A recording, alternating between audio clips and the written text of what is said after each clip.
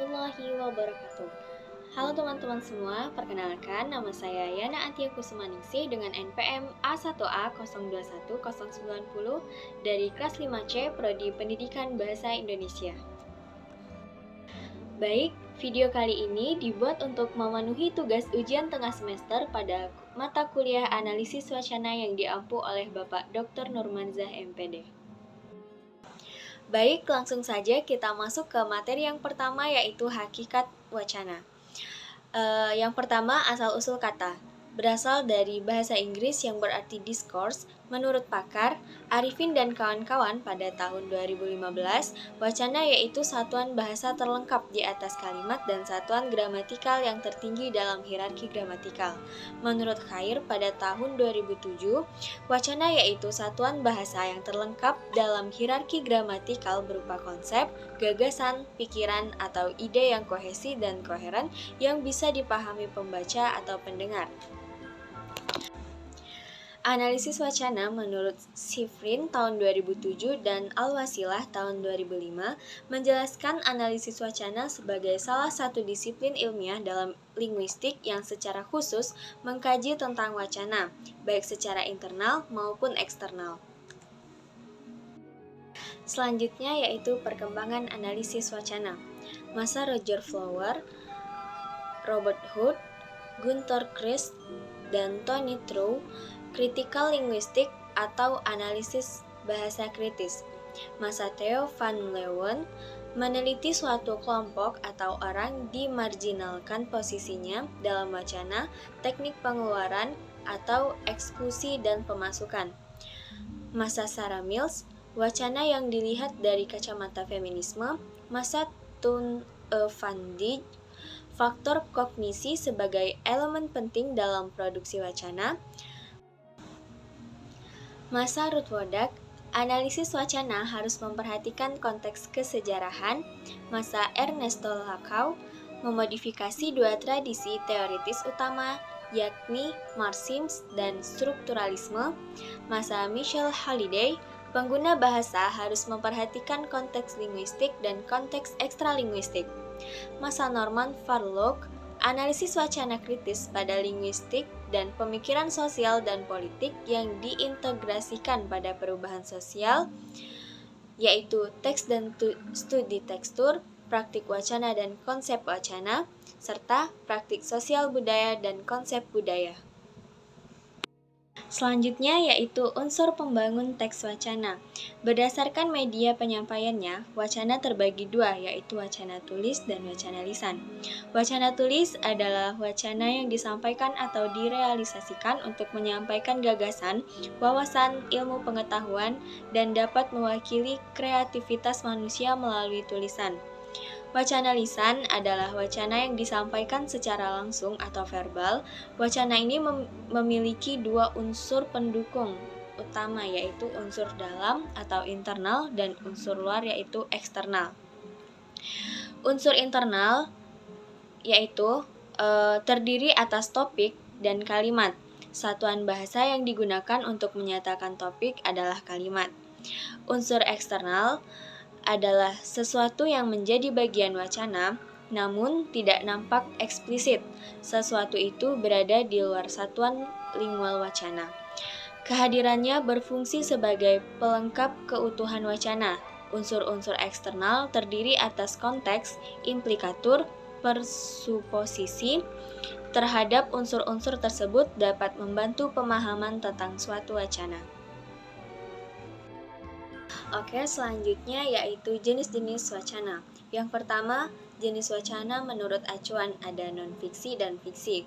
Yang kedua, jenis wacana menurut saluran komunikasi atau media ada lisan dan tulisan. Yang ketiga, jenis wacana menurut bentuk penyajian, deskripsi, eksplikatif, instruktif, argumentatif, naratif, dan informatif. Yang keempat, jenis wacana menurut fungsi bahasa, yaitu referensial, fatik, atau menjamin komunikasi dan kontak psikologis, ekspresif, perasaan, konatif, ajakan atau panggilan, metalinguistik, berbicara tentang bahasa itu sendiri, dan puitik. Yang kelima yaitu menurut jumlah pengirim monolog dan dialog. Sarana untuk mengungkapkannya wacana. Yang pertama, wacana bahasa nasional atau Indonesia. Yang kedua, wacana bahasa lokal atau daerah seperti bahasa Jawa, Bali, Sunda, Madura, dan sebagainya. Yang ketiga yaitu wacana bahasa internasional seperti bahasa Inggris. Yang keempat yaitu wacana bahasa lainnya seperti bahasa Belanda, Jerman, Perancis, dan sebagainya. Berdasarkan media yang digunakannya, yang pertama, wacana tulis artinya wacana yang disampaikan dengan bahasa tulis atau melalui media tulis. Untuk dapat menerima atau memahami wacana tulis, maka sang penerima atau pesapa harus membacanya. Yang kedua, yaitu wacana lisan, berarti wacana yang disampaikan dengan bahasa lisan atau media lisan. Untuk dapat menerima dan memahami wacana lisan, maka sang penerima atau pesapa harus menyimak atau mendengarnya. Selanjutnya yaitu jenis wacana berdasarkan bentuknya, yaitu cerita narasi, lukisan atau deskripsi, paparan atau eksposisi, bincangan atau argumentasi. Yang kedua yaitu menurut ragam, faktawi atau ilmiah dan informatif, khayali, prosa atau puisi. Yang ketiga, menurut jenis, ilmiah dan fiksi.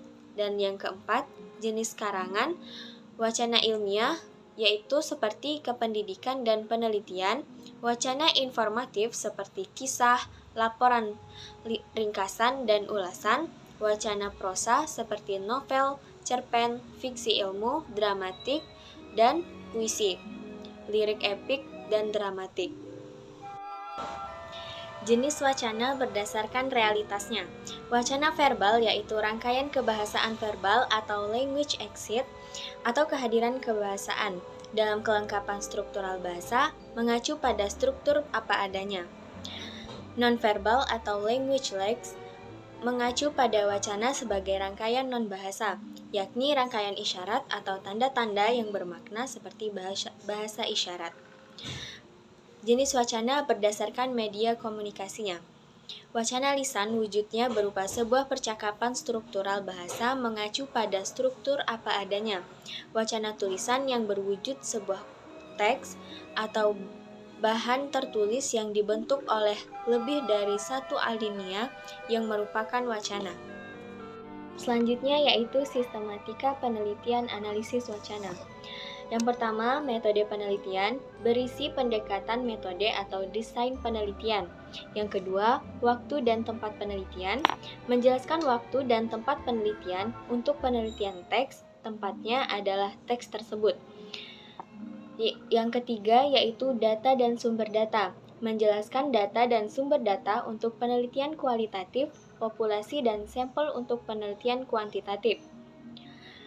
Yang keempat yaitu teknik pengumpulan data, menjelaskan cara pengumpulan data kuantitatif seperti tes dan kuesioner, sedangkan kualitatif seperti wawancara, observasi, dokumentasi, dan menjelaskan juga instrumennya. Bila kualitatif, instrumen utama adalah peneliti, bila kuantitatif, tes atau kuesioner. Yang kelima yaitu teknik atau prosedur analisis data, menjelaskan langkah-langkah menganalisis data yang diperoleh dari pengumpulan data, sesuai langkah-langkah sesuaikan dengan desain penelitian yang digunakan. Yang keenam yaitu uji keabsahan data, menjelaskan tingkat keterpercayaan data yang diperoleh, kuantitatif dengan validitas dan reliabilitas, kualitatif dengan kredibilitas, transferabilitas, dependabilitas, dan konfirmabilitas. Oke, mungkin cukup sekian yang dapat saya sampaikan. Semoga bermanfaat.